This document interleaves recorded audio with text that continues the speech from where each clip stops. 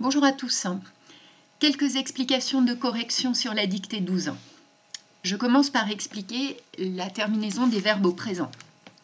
Donc je vous rappelle que pour reconnaître un verbe au présent, il faut modifier le temps de la phrase. Le verbe conjugué est alors le seul mot qui change. Par exemple, pour venger Calogrenant, Yvain défiera Esclados le roux et le blessera à mort.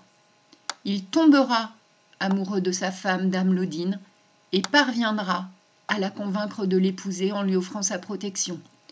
Mais après les noces, Gauvin, son cousin, proposera à Yvain de participer à de nouveaux tournois.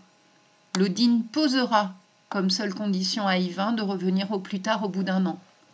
Notre valeureux héros oubliera de rentrer et sombrera dans la folie lorsqu'il comprendra son erreur. Remis en état par une dame, il sauvera un lion qui deviendra son fidèle compagnon. Grâce à lui, il réussira à combattre les fils du diable. Cette gymnastique vous permet de ne pas confondre le verbe défier avec le nom défi, le verbe oublier avec le nom oubli, le verbe sombrer avec l'adjectif sombre.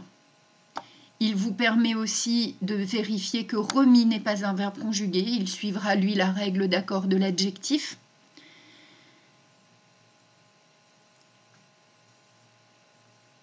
Voilà.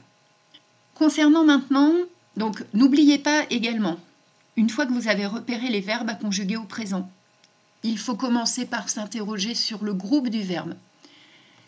Les verbes défier, blesser, tomber, proposer, poser, oublier, sombre, sauve sont des verbes du premier groupe.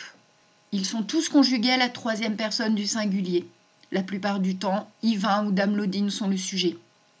C'est pour cette raison qu'ils prennent tous un E. Quelques verbes du troisième groupe dans ce texte. Troisième personne du singulier, terminaison T. Parvient avec un T. Devient avec un T. Réussit avec un T.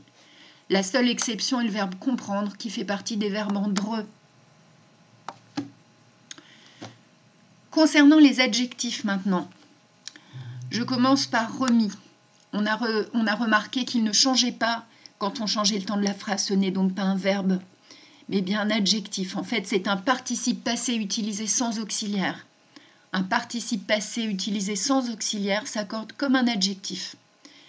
Il s'accorde ici avec il au singulier qui désigne Yvain. Qui est-ce qui est remis? C'est Yvain, remis en état. Alors pourquoi ce S alors qu'on est au masculin singulier?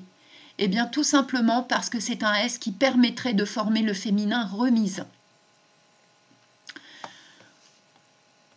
Je vous rappelle que les adjectifs en E, amoureux, valeureux, se terminent par un X même au singulier. Petite remarque sur l'adjectif valeureux, c'est un adjectif qui est formé sur le nom valeur. Vous savez écrire valeur, il suffit de rajouter EUX pour avoir l'adjectif. Même chose ici pour l'adverbe malheureusement, vous savez écrire malheur, vous savez écrire malheureux, EUX.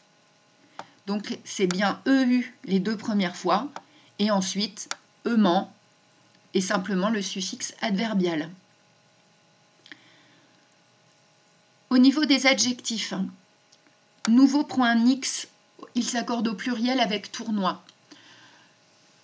Comment savoir que tournoi est au pluriel?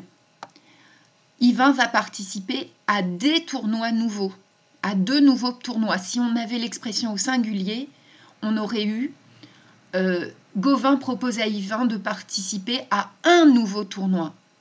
Ici, deux nouveaux tournois est équivalent à des nouveaux tournois. Il faut donc bien le pluriel EAUX. Beaucoup de fautes sur l'adjectif seul. Ce n'est pas Yvain qui est seul. C'est la condition qui est unique. La condition posée par Lodine est unique. Le E se justifie par le nom féminin, la condition. Il ne s'accorde ni avec Lodine, ni avec Yvain. Dernière remarque sur les adjectifs. L'adjectif fidèle est ici au masculin singulier accordé avec compagnon. Il prend un E même au masculin. C'est un adjectif épicène. C'est le dictionnaire qui le dit. Voilà, si vous avez d'autres questions portant sur des mots qui n'étaient pas évalués, je vous invite à me les poser, soit dans les discussions de Pronote, soit dans la messagerie UNT. Voilà, je vous souhaite une bonne journée.